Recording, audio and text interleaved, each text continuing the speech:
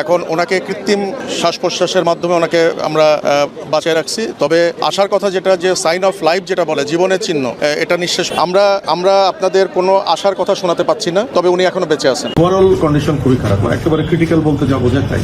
ওনার ব্যাপারে আমরা কোনো আশার কথা বলবো না। আমরা যখন অপারেশন করার জন্য প্ল্যান করতেছি, তখন ওনার ভাই, যিনি উনি বুলেট উদ্দেশ্যে ওনার সাথে ছিলেন, উনি কিন্তু বলছিলেন যে বেঁচে নাই, তারপর আপনারা করেন। কিন্তু আমরা কিন্তু আশা ছাড়ি নাই। উনি সর্বোচ্চ খারাপ অবস্থাতেই আছেন, কিন্তু উনি এখনো বেঁচে আছেন, আর বাকিটা আল্লাহর ইচ্ছা। ওনার আসলে ক্লোজ রেঞ্জ থেকে গুলি করাটা হয়েছে, তো এর জন্য আসলে ওনার ব্রেন স্টেমটা ইনজুর্ড হয়েছে, তো এই কারণে আসলে অনেক ক্রিটিক্যাল। বলা ভালো যে এখানে আসলে কথাটা মেনশন করে যাই আমরা, যে বুলেট ইনজুরিটা আসলে একদিক দিয়ে ঢুকে আরেক দিক দিয়ে বেরিয়ে গেছে। যে কোনো সময় একটি দুঃখের সংবাদ আসতে পারে, হাদি ভাই হয়তোবা আর নেই। কিছুক্ষণ আগে ডক্টররা এসে সবার কাছে দোয়া চাচ্ছে। আসসালামু আলাইকুম দর্শক, একটি দুঃখের সংবাদ, সেটি হলো ঢাকা ৮ আসনের স্বতন্ত্র প্রার্থী ওসমান হাদি ভাইয়ের অবস্থা একেবারেই খারাপ। ডাক্তাররা বলতেছে তার বাঁচার আশঙ্কা 1%। এখান থেকে মানুষ বেঁচে ফিরে 1 লাখের মধ্যে একজন। দর্শক, তার অবস্থা একেবারেই ক্রিটিক্যালি, আপনারা সকলেই তার জন্য দোয়া করবেন। তো দর্শক, চলুন তার কি অবস্থা বিস্তারিত আমরা আজকের এই ভিডিওতে দেখে আসি। উনি যখন এসেছিলেন তখন খুবই ক্রিটিক্যাল ছিলেন। আমাদের যে সাধারণ স্কেলে যে মূল্যায়ন, সেটা অনুযায়ী তখন ওনার জিসিএস স্কোর ছিল 3। এরপর ওনাকে আমাদের একবার 5টার দিকে কার্ডিয়াক অ্যারেস্ট হয়, এবং তারপর আমাদের যেটাকে ওনারা বলেন, এখানে আমাদের নিউরোসার্জন যিনি টিম লিড করেছেন উনি আছেন, উনি আর টেকনিক্যালিটি বলবেন, বাট মূল স্পিরিট এটা হচ্ছে যে একটা ডিকম্প্রেশন এর জন্য এখানে ইন্ট্রাক্রিনিয়াল প্রেশার অনেক বেড়ে গিয়েছিল, সেটা কমিয়ে রাখার জন্য ওনারা এক অংশে ক্রিনিওটমি করেছেন। বলা ভালো যে এখানে আসলে এই কথাটা মেনশন করে যাই আমরা, যে বুলেট ইনজুরিটা আসলে একদিক দিয়ে ঢুকে আরেক দিক দিয়ে বেরিয়ে গেছে। প্রাথমিকভাবে এইটুকু দুটোই দেখা যাচ্ছে, এন্ট্রি এবং এক্সিট। এছাড়া ভেতরে কোনো মেটেরিয়াল আছে কিনা সেটা এখনো নিশ্চিত করে বলা কঠিন, তবে ভেতর থেকে কিছু রেমনেন্টস পাওয়া গেছে যেটা বুলেট কাভারেজ হতে পারে। অতএব বুলেট ভেতরে আছে কিনা এটা এখনো নিশ্চিত না। যে এক্সিট উন্ডের ওই অংশ থেকে একটা ক্রিনিওটমি করে প্রেশার রিলিজ করা হয়েছে, সেই অংশ থেকে ব্রেনটুকু বার হয়ে আছে এখন, এবং ভেতরে ব্লিডিং ছিল, ওখানে ডুরামিটার ওনারা করেছেন, সেগুলো কেটে সেখানে যেটুকু জমা হয়েছিল ফ্লুইড সেগুলো রিমুভ করা হয়েছে, সেটা মূলত ব্লাডও রিমুভ করা হয়েছে। এবং তারপরে মোটামুটিভাবে বলা যেতে পারে যে ব্রেইনে যেই অংশটুকু প্রেশারটা বেড়ে গেছিলো সেটুকু ম্যানেজ করা হয়েছে, এটা কারণে ড্যামেজ কন্ট্রোলের একটা ব্যাপার। এবং এরপর বাকি অংশটুকু এরপর আবার কিছুক্ষণ আগে ওনার নেজাল ব্লিডিং হচ্ছিল, সেটাও ওনারা ম্যানেজ করেছেন আমাদের চিকিৎসক দল। এখন এই মুহূর্তে ওনার হিমোডাইনামিক্যালি উনি উইথ মেডিকেশন স্টেবল আছেন, কিন্তু এটা আমরা বারবারই বলছি যে এটা খুবই কিছুক্ষণ থাকেন, আবার কিছুক্ষণ পরপরই এটা কমে যাচ্ছে বারবার। সো এটা একটা অনিশ্চিত অবস্থা। ওনার পরিবারের ইচ্ছা অনুযায়ী আমাদের দিক থেকে প্রথমে কম্বাইন্ড মিলিটারি হসপিটালের ব্যবস্থা করা হয়েছিল, যে যদি দরকার হয় শিফট করার। পরিবারের ইচ্ছা অনুযায়ী এটা এখন এভার কেয়ারে ওনার ইচ্ছা প্রকাশ করেছেন। সরকারের পক্ষ থেকে ইতিমধ্যে এভার কেয়ার এবং শিফটিং এর জন্য আমাদের যে আইসিইউ সাপোর্টেড অ্যাম্বুলেন্স সেগুলো জোগাড় করা হয়েছে, সেগুলো এখন ব্যবস্থাধীন। ওনার অপারেশন প্রক্রিয়া চূড়ান্ত করেছে, নোটগুলো লেখা হয়ে গেছে, আর অল্প কিছুক্ষণের মধ্যেই আমাদের ওসমান হাদিকে নিয়ে অ্যাম্বুলেন্স এভার কেয়ারের উদ্দেশ্যে রওনা হবে। সবার কাছে দোয়া চাইছি, সারা বাংলাদেশের সকল মানুষ ওসমান হাদির জন্য দোয়া করবেন, এবং আমাদের চিকিৎসক দল যারা সাধ্যমতো চেষ্টা করেছেন ঢাকা মেডিকেল কলেজে লাস্ট একটি ব্লাড কানেক্ট করে দিয়ে ওনাকে স্টার্ট করা হবে। সেই রক্তের ব্যাগটা কানেক্ট করে ওনাকে অ্যাম্বুলেন্সে তুলে দেওয়া হবে। আপনারা দোয়া করবেন সবাই ওসমান হাদির জন্য। আমরা এটাকে খুবই ক্রিটিক্যাল, যদি আমাদেরকে জিজ্ঞাসা করেন আমরা বলবো এটা খুবই ক্রিটিক্যাল। এই অবস্থায় কনজারভেটিভ কোনো ধরনের কোনো ইন্টারভেনশন করা হবে বলে আমরা মনে করছি না আগামী 72 ঘন্টায়। এটা খুবই ক্রিটিক্যাল। এই অবস্থায় ব্লাড দিয়ে এবং এই যে ফ্ল্যাকচুয়েটিং ডাইনামিক অবস্থাতে আমরা কোনো রকমভাবেই কোনো স্টেটমেন্ট পরিষ্কার দেওয়া কঠিন। আমার নাম মোহাম্মদ সাইদুর রহমান, আমি বিশেষ সহকারী স্বাস্থ্য ও পরিবার কল্যাণ মন্ত্রণালয় থেকে। ধন্যবাদ। এবার সার্জন আছেন, উনি হচ্ছেন প্রফেসর জাহিদ। আমরা সন্দেহ করছি একটা বুলেট কানের ওপর দিয়ে বাম দিক দিয়ে ঢুকে ডান দিকে বের হয়ে গেছে বুলেটটা। তো এটা ম্যাসিভ ব্রেন ইনজুরি বলতে যা বোঝায় সেটাই। এবং ব্রেন স্টিম মগজের যে কাণ্ড, সেই কাণ্ডের পাশ দিয়ে বুলেটটা বের হয়ে গেছে, কাণ্ডেরও ইনজুরি হয়েছে। এখন ওনাকে কৃত্রিম শ্বাস প্রশ্বাসের মাধ্যমে ওনাকে আমরা বাঁচিয়ে রাখছি। তবে আসার কথা যেটা, যে সাইন অফ লাইফ যেটা বলে, জীবনের চিহ্ন, এটা ওনার ভেতরে এখনো আছে, এটা নিঃশেষ হয়ে যায় নাই। আমরা আশাবাদী, এবং আমি অপারেশনের টোটাল অপারেটিভ প্রসিডিওরের মধ্যে আমাকে অ্যানেস্থেশিয়া যিনি প্রফেসর, উনি বারবার আমাকে অ্যাসিওর করছেন যে ওনার নিজস্ব যে এফোর্ট, একটা মানুষের যে শ্বাস প্রশ্বাসের যে এফোর্ট যেটা, ওটা ওনার ছিল। কিন্তু উনি প্রথমে একবার শকে চলে গেছিলেন, আমাদের পার অপারেটিভ উনি একবার শকে চলে গেছেন। এখন আমরা যখন ওনাকে অ্যাম্বুলেন্সে শিফট করব, এই সময় ওনার নাজোফ্যারেঞ্জিয়াল ব্লিডিং, নাক এবং গলা দিয়ে ব্লিডিং শুরু হয়েছে। তো ওইটা আমরা মোটামুটি ম্যানেজ করছি। ইএনটি সার্জনরা ফাইনালি ওটা ম্যানেজ করার পরে আমরা ব্লাড দিয়ে সেফলি ওনাকে শিফট করব। আমরা আপনাদের কোনো আশার কথা শোনাতে পাচ্ছি না, তবে উনি এখনো বেঁচে আছেন। গুলিটা আসলে কোন দিক দিয়ে লেগে কোন দিক দিয়ে ঢুকে গেছে এবং বাম দিকে কানের ওপর দিয়ে ঠিক গুলিটা ঢুকছে এবং ডান দিক দিয়ে বের হয়ে গেছে। আর আমরা খুলিটা খুলে রেখে দিছি বাম দিকে, কারণ বাম দিকে হলো এক্সিট উন্ড, ওখানে মগজ বেশি ক্ষতিগ্রস্ত হয়েছে। ওইদিকে আমরা খুলিটা খুলে রেখে দিছি। ডোরার যে ম্যানেজমেন্ট সেগুলো করছি, মগজ থেকে পানি বের করে দিয়ে মগজের চাপ কমায় দেওয়ার যে ব্যবস্থা সেগুলো আমরা করছি। আমাদের পক্ষে যতটুকু করা সম্ভব আমরা করছি, কিন্তু বেসিকলি ওনার অবস্থা খুবই ক্রিটিক্যাল। আপনার পুরো নাম পরিচয় একটু। আমি ডাক্তার জাহিদ রায়হান, আমি এখানে নিউরোসার্জারি ডিপার্টমেন্টের হেড। ওভারঅল কন্ডিশন খুবই খারাপ, একেবারে ক্রিটিক্যাল বলতে যা বোঝায় তাই। ওনার ব্যাপারে আমরা কোনো আশার কথা বলবো না। আমরা যখন অপারেশন করার জন্য প্ল্যান করতেছি, তখন ওনার ভাই, উনি বুলেট উদ্দেশ্য ওনার সাথে ছিলেন, উনি কিন্তু বলছিলেন যে বেঁচে নাই, তারপর আপনারা করেন। কিন্তু আমরা কিন্তু আশা ছাড়ি নাই, তার সাইন অফ লাইফ কিন্তু ছিল। এবং অপারেশনের ভেতরেও কিন্তু আমাদের অ্যানেস্থেশিয়ার স্যাররা যারা ছিলেন ওরা কিন্তু বলছেন যে পেশেন্টের রিপোর্ট আছে, রিপোর্ট মানে নিজস্ব শ্বাস প্রশ্বাসের যে শক্তি যেটা। তো উনি এখনো কিন্তু উনি বেঁচে আছেন, কিন্তু এর মধ্যে উনি 2 বার কার্ডিয়াক অ্যারেস্ট, ওনার ব্লাড লস হয়েছে প্রচুর, ওনার নাক দিয়ে মুখ দিয়েও ব্লিডিং শুরু হয়েছিল লাস্টের দিকে আমরা ওটি কমপ্লিট করার পর। তো এখন আমরা পেশেন্টের ব্যাপারে কোনো আশার কথাই বলবো না। উনি সর্বোচ্চ খারাপ অবস্থাতেই আছেন, কিন্তু উনি এখনো বেঁচে আছেন, আর বাকিটা আল্লাহর ইচ্ছা। আর আমরা এই ধরনের ক্ষেত্রে যেটা করি, খুলে ফেলে খুলে মগজের ভেতর যে রক্তগুলো থাকে ওগুলো আমরা বের করে দিই, যাতে ব্রেন বড় হওয়ার সুযোগ পায়, ব্রেনের ভেতর যে চাপটা আছে সেই চাপটা যাতে কমার সুযোগ পায়। এটাই হলো এটার ম্যানেজমেন্ট। তো এটা আমরা করে এখন রুগীর ভালো আইসিইউ সাপোর্টের জন্য রুগীর যারা আত্মীয় স্বজন তারাই প্রেফার করছেন যে এবার কেয়ারে নেওয়ার জন্য। গুলি কি বেরিয়ে গেছিল মোস্ট প্রবাবলি আমরা এত হারিনেসের মধ্যে, কারণ বুলেট যদি ভেতরে থেকেও যায়, ধরে নিলাম যে বুলেট ভেতরে মগজের ভেতরে আছে, ওটা একদম মগজের সেন্টার পয়েন্ট, ওখানে অ্যাপ্রোচ করার কোনো প্রয়োজন নাই, ওটা করা হয় না। মানে বেরিয়ে বুলেটটা বের হয়ে গেছে, কারণ বুলেটটা একদিক দিয়ে ছিদ্র হয়ে আরেক দিক দিয়ে হাড্ডি ভেঙে বের হয়ে গেছে, সুতরাং ওটা বুলেটই বের হয়ে গেছে আমরা ধরে নিতে পারি। কিন্তু বুলেটের কিছু ফ্র্যাগমেন্ট ব্রেনের ভেতর থেকে গেছে, সেটা আমরা যখন অপারেশন করছি কিছু ফ্র্যাগমেন্ট আমরা পেয়েছি, ওগুলো আমরা সংরক্ষণ করছি, খুব ছোট ফ্র্যাগমেন্ট। স্যার একটা কথা বলা হচ্ছে যে অবস্থায় তিনি আছেন, যদি বেঁচেও যান, বেঁচে যাক আমরা এটাই চাই, স্বাভাবিক হওয়ার সম্ভাবনা কম, কিংবা মানে আপনার কাছে কি মনে হয় এই ধরনের ক্রিটিক্যাল কন্ডিশনে আসলে? এটা এই ধরনের পেশেন্টদের ক্ষেত্রে আমাদের একটা প্রেডিকশন আছে, কিন্তু এই প্রেডিকশন আমরা কখনোই ডিসক্লোজ করি না। আপনি এটা আমার কাছে জানতে চান না, রোগীর অবস্থা খারাপ। Thank you. ওনার আসলে ক্লোজ রেঞ্জ থেকে গুলি করাটা হয়েছে, তো এর জন্য আসলে ওনার ব্রেন স্টেমটা ইনজুর্ড হয়েছে। তো এই কারণে আসলে অনেক মানে ক্রিটিক্যাল এই এখন যে অবস্থায় আছে উনি হেমোডাইনামিক্যালি স্টেবল আছেন। আমাদের নিউরোসার্জন, তারপরে ইএনটি হেড, তারপরে ডিএমসির বিভিন্ন ডিপার্টমেন্টের স্যার যারাই ছিলেন সর্বোচ্চ চেষ্টা করেছেন সবাই। এখন আল্লাহ ভরসা, দেশবাসী সবাই দোয়া করবেন। এখন এভার কেয়ারের আইসিইউতে থাকবেন, সবার কাছে আমরা দোয়া চাই। এখন টেম্পোরাল বোন এদিক দিয়ে গেছে গুলিটা, যতদূর শুনতে পেয়েছি আমি, আসলে মানে এদিক দিকে বের হয়েছে। আর একটু মানে আপনার বোনের পার্টও ভিতরে আছে একটু, তো ওইটা আসলে সার্জনরা, হ্যাঁ মানে বোনসের যে পার্ট, হাড়ের যে পার্ট, ওইটা একটু ভিতরে আছে। তো ওইটা সার্জনরা আরো ভালো বলতে পারবেন। হ্যাঁ, ব্রেন ডেথ হয়েছে এতটুকু আমরা শুনেছি। আর যে গ্লাসগো কোমা স্কোর যেটা আমরা বলি, ওটা 3-তে আছে। তো এটা আসলে খুবই ক্রিটিক্যাল। আল্লাহ ভরসা, আইসিইউতে থাকতে হবে এখন, আসলে খুবই ক্রিটিক্যাল। এটা এখন সবাই চেষ্টা করবে, মানে যতটুকু অপারেশন তার হয়েছে এখানে। তো আসলে ওই যে গুলিটা হচ্ছে টেম্পোরাল বোনের এদিকে, তো টেম্পোরাল বোন ফ্র্যাকচার করে তারপরে হচ্ছে ভিতর দিয়ে এদিকে বের হয়ে গেছে যতটুকু আমি শুনেছি। আর বোনসের একটু পার্টও ভিতরে আছে, এটাও শুনেছি। পরবর্তীতে এখন এভার কেয়ারের আইসিইউতে নিয়ে যাওয়া হচ্ছে, বাকিটা তো ওখানে এখন রিকভার করবে যতটুকু সম্ভব।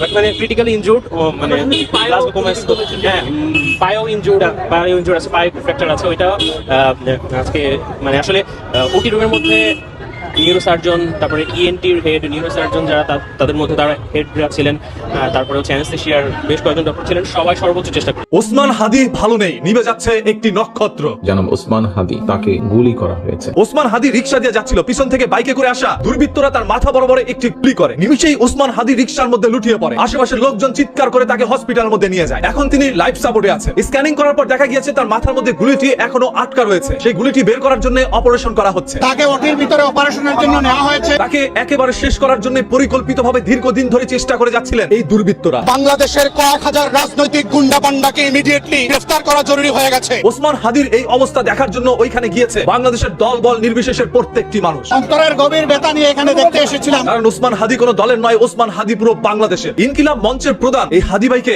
আপনার আমার সবারই ভালো লাগতো, কারণ যেখানে আসে অন্যায় সেখানে হাদি ভাই প্রতিবাদ করেছিল। সত্য কথা বলার কারণে আজ হাদি ভাইয়ের জীবন যাচ্ছে। এইভাবে বাংলাদেশের যারাই সত্য কথা বলছে তাদের প্রত্যেকের জীবন যাবে, আজ না হয় কাল। সবাই যখন মৃত্যুটাকে ভীষণ ভয় পায়, আমি তখন হাসতে হাসতে আল্লাহর কাছে ভীষণ সন্তুষ্ট নিয়ে পৌঁছতে চাই। আমি একটা ইনসাফের হাসি নিয়ে আমি আমার আল্লাহর কাছে পৌঁছতে চাই। আরে ভাই, আপনি কেন রাজনীতি করতে গেলেন? রাজনীতি কতটা ভয়ঙ্কর একবার চিন্তা করে দেখেন। আমার মা স্বাভাবিকভাবে কান্নাকাটি করেন। এই পৃথিবীর মধ্যে যারাই নেতা হয়েছে, বড় পর্যায়ে রাজনীতি করেছে, তাদের কেউই কিন্তু এখন পর্যন্ত জীবিত নাই। সবারই জীবন কোনো না কোনো ভাবে চলে গিয়েছে। আমার একটাবার মন চায় আমার মাকে দেখি। আপনি ভালো কিছু করতে নিলে, সত্য কথা বলতে নিলে আরেকজন তো আপনাকে দমিয়ে রাখবেই। তবে যারা এই কাজ করেছেন তারা মনে রাখেন, একজন হাদির জীবন গেলে লক্ষ হাদির পয়দা নিবে ঘরে ঘরে। আমার অনেক নিষেধ করছিল অন্তরে যেতে, আমি ফিরে আসার সময় মাকে দেখি নাই। আজ জুলাই আন্দোলনের মধ্যে যারা শামিল ছিল তারা প্রত্যেকেই ভয়ের মধ্যে আছে, আতঙ্কে আছে, কখন যেন কার মাথার মধ্যে কে গুলি করে দেয়। প্রত্যেকটি মানুষের উচিত হবে এই ঘটনা তীব্র প্রতিবাদ এবং ঘৃণা জানানো। আজ এখানে বসে আমি হাদির পক্ষে কথা বলছি, আজ আমি এখানে বসে জুলাইয়ের পক্ষে কথা বলছি। আগামীকাল হয়তোবা আমাকেও কেউ গুলি করতে পারে। যারা ঘটনা দেখেছেন তারা ইতিমধ্যে নিরাপত্তাহীনতায় ভুগছেন। নিজের জীবন নিয়ে আমরা কখনো পরোয়া করি না। আমার ভাই এত সাহসী, আমার ভাইয়ের জানের মায়া নাই। আমার জীবন গেলে মানুষের কিচ্ছু হবে না, তবে এরকম হাদির জীবন যদি যায়, বাংলাদেশের এটার জন্য চরম মাসুল দিতে হবে। সত্য কথা বলে কি 10 টাকা বল, সত্য কথা বল। হাদি ভাইয়ের শারীরিক অবস্থা দেখে মনেই হচ্ছিল হাদি ভাই হয়তোবা আর আমাদের মাঝে নেই, তবে তাকে বাঁচানোর জন্য আপ্রাণ চেষ্টা করা হচ্ছে। শরীফ ওসমান হাদির সুস্থতা কামনা করছি। যদি এই হাদি এবারের মতো বেঁচে ফিরে আসতে পারে, তাহলে আগের চাইতে বেশি শক্তিশালী হবে। আর যদি তিনি চলে যায়, বাংলাদেশের প্রত্যেকটি মানুষ হয়তোবা আরো একবার রাস্তায় নামতে পারে। মনে রাখেন, আজ হাদির জীবন যাচ্ছে, আগামীকাল আপনার পালা। এই দেশের মধ্যে এক ভয়ঙ্কর রাজনীতি ক্রিয়েট হচ্ছে, যে রাজনীতি প্রত্যেকটি মানুষের জীবন কেড়ে নিতে পারে তাদের নিজের ব্যক্তিত্ব স্বার্থের জন্য। কেউ দেশ নিয়ে চিন্তা করে না ভাই, এই প্রত্যেকটাই যে যার যার ঠান্ডা করার জন্য এই দেশের মধ্যে রাজনীতি করছে। কিছু নীতিহীন নেতারাই এই সমাজের মধ্যে সাধারণ মানুষের পেটের মধ্যে লাথি দিয়ে সবকিছু লুটে নিচ্ছে। বাংলাদেশে যতই ক্ষতি হোক না কেন, এতে করে কোনো নেতার কিছু যায় আসে না। বাংলার ক্ষতি মানে বাঙালির ক্ষতি, আর সে বাঙালি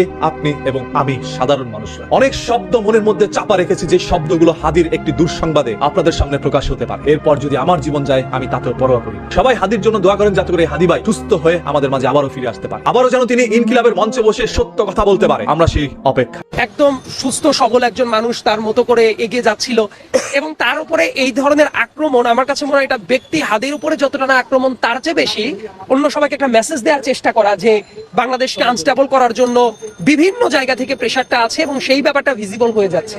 দেখেন, আমরা অনেক আগে থেকে বিভিন্ন জায়গায় আমরা বলার চেষ্টা করি যে দেশের ল অ্যান্ড অর্ডার সিচুয়েশন কিন্তু যথেষ্ট পরিমাণ কন্ট্রোলে নাই। এমন অনেক সিনারিও তৈরি হইতে পারে যে ব্যাপারগুলো শুধু ইলেকশনের জন্য না, মানুষের নর্মাল জীবনযাপনের জন্য অনেকটা পটেনশিয়াল থ্রেট তৈরি হইতে পারে, এবং সেই ব্যাপারটা কিন্তু একদম ভিজিবল।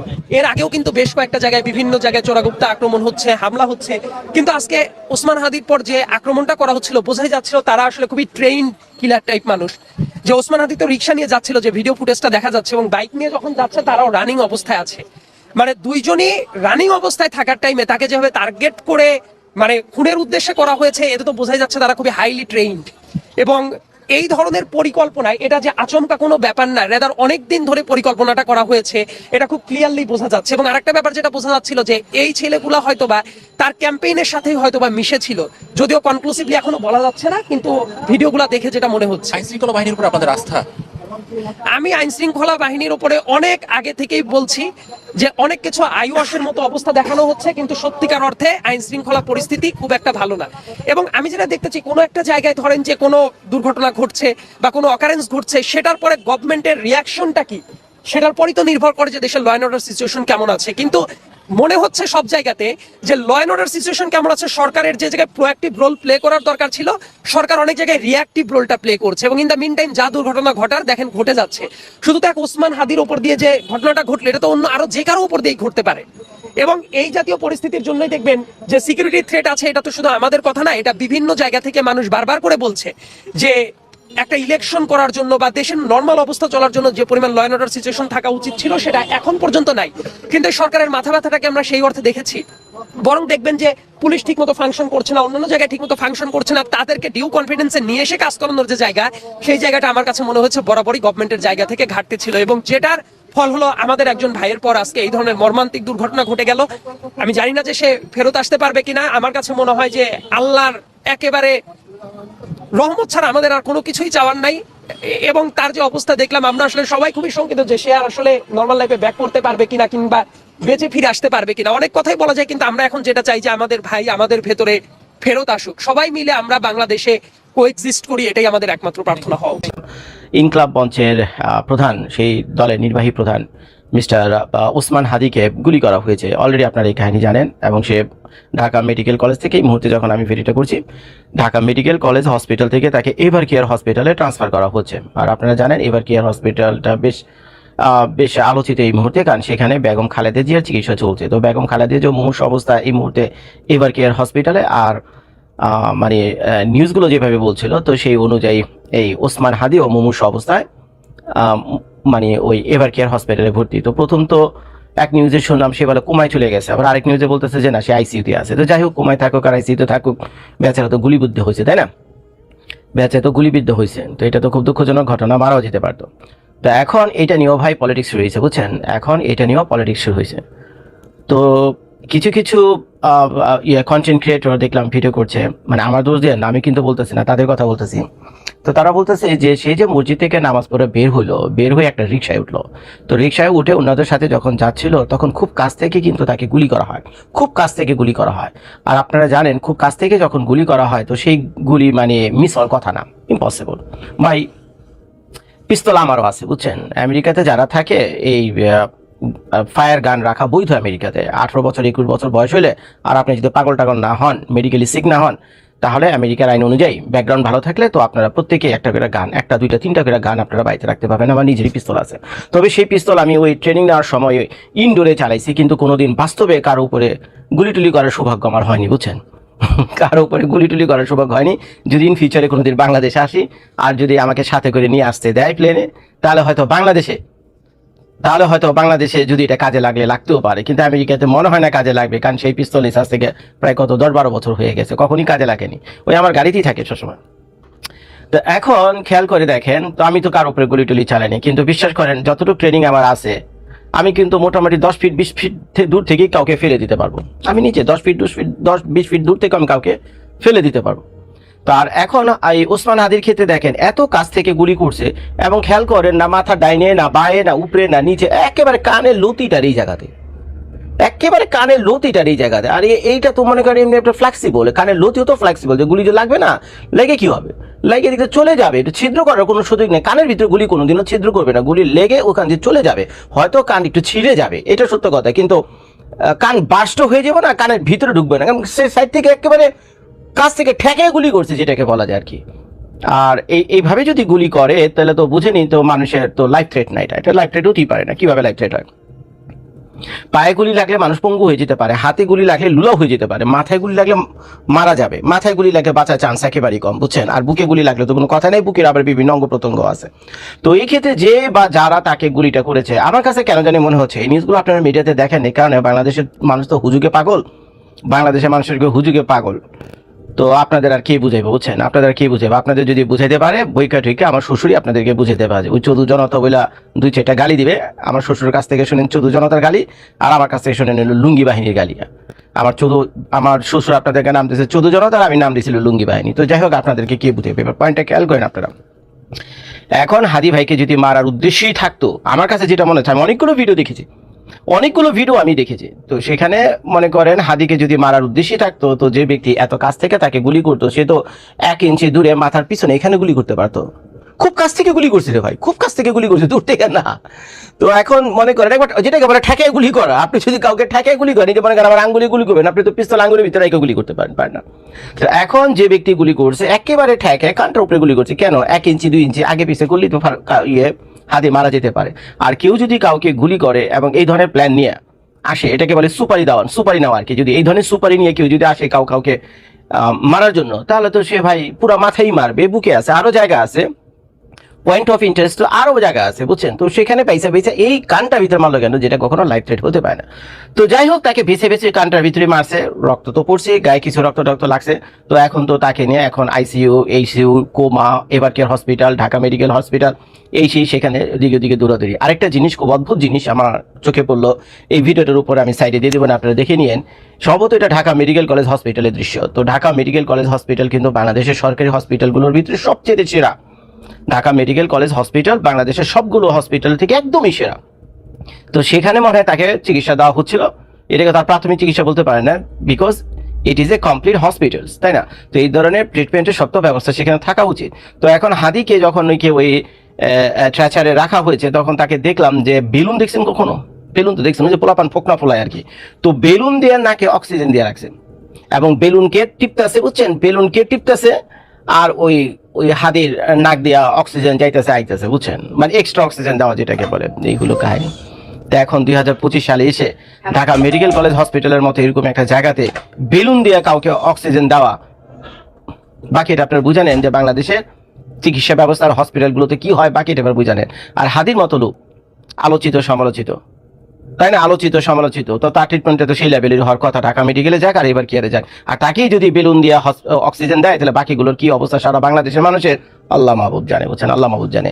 আরেকটা কাহিনী হলো, সেই পাশে আবার আরেক লোক ছিল, 3 ব্যাগ রক্ত হাতে তার, সেই রক্তগুলো হাতে নিয়ে সে হাতির পিছনে দৌড়িতেছে, স্ট্রেচারে নিয়ে হাতিকে নিয়ে যাওয়া হচ্ছে। এগুলি ভাই কোথায় পেয়েছেন? একটা স্ট্রেচার যেখানে পেশেন্টকে শুয়ে রাখা হয়, সেই স্ট্রেচারের ভিতরে সব ধরনের সিস্টেম থাকে। ওই স্ট্রেচারের পাশে কি একটা ডান্ডা লাগাতে পারলেন না আপনারা?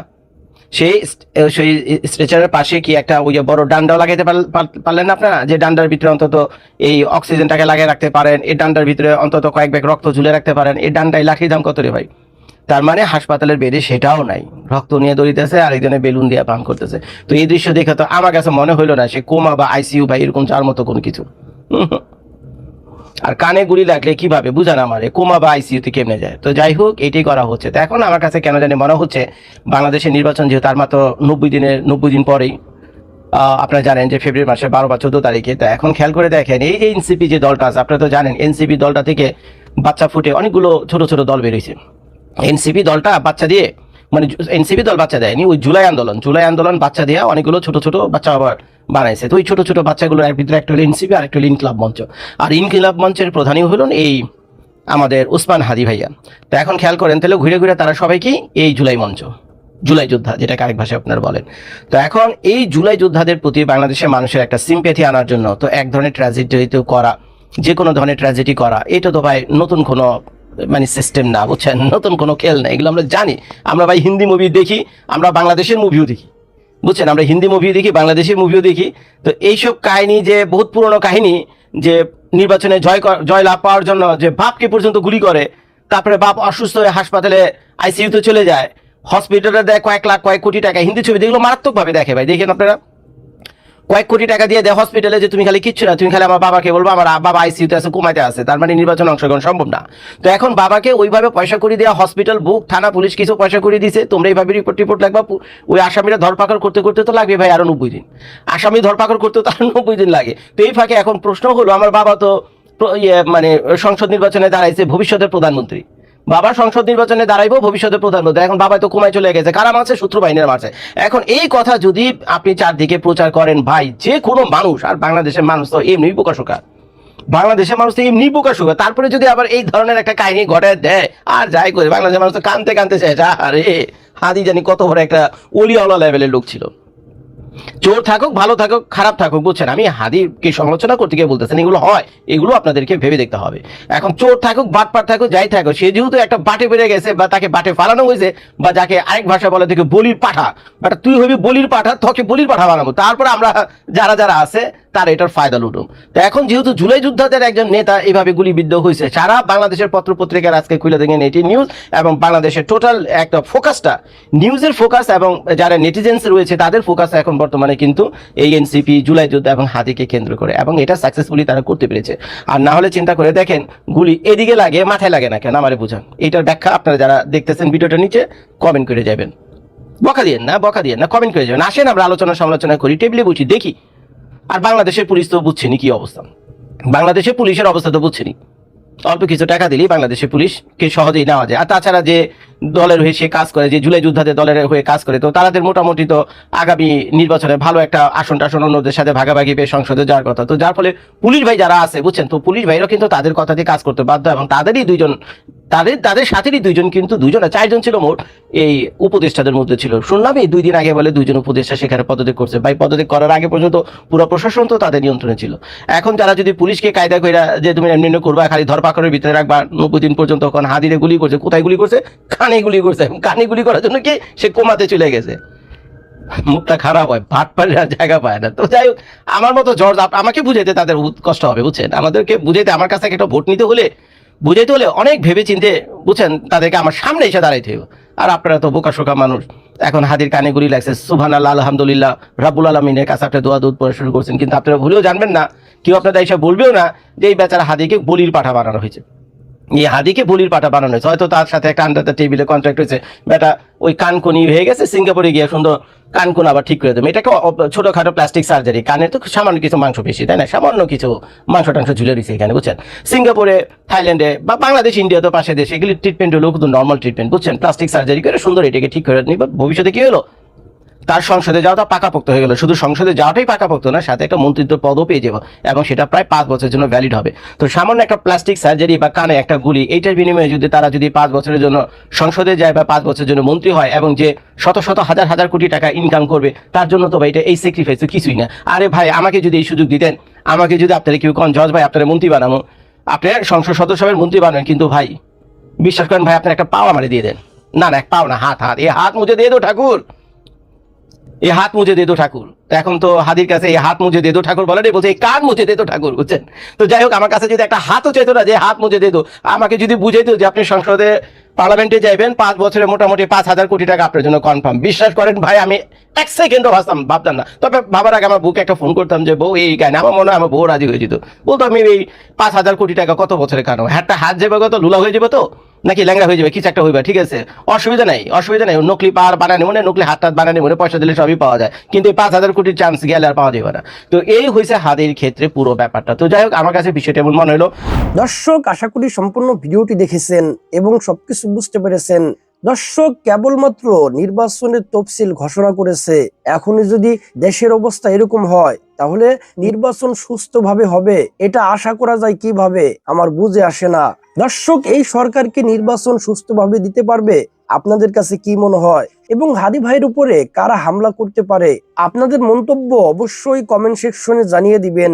তো দর্শক, আজকের এই ভিডিওটি এ পর্যন্তই। আজকের এই ভিডিওটি ভালো লাগলে লাইক এবং শেয়ার করে দিয়েন। আর হ্যাঁ, নিত্য নতুন আপডেট ভিডিও পেতে চ্যানেলটি সাবস্ক্রাইব করতে ভুলবেন না। দেখা হবে নতুন ভিডিওতে, ততক্ষণ ভালো থাকুন, সুস্থ থাকুন, ফি আমানিল্লাহ।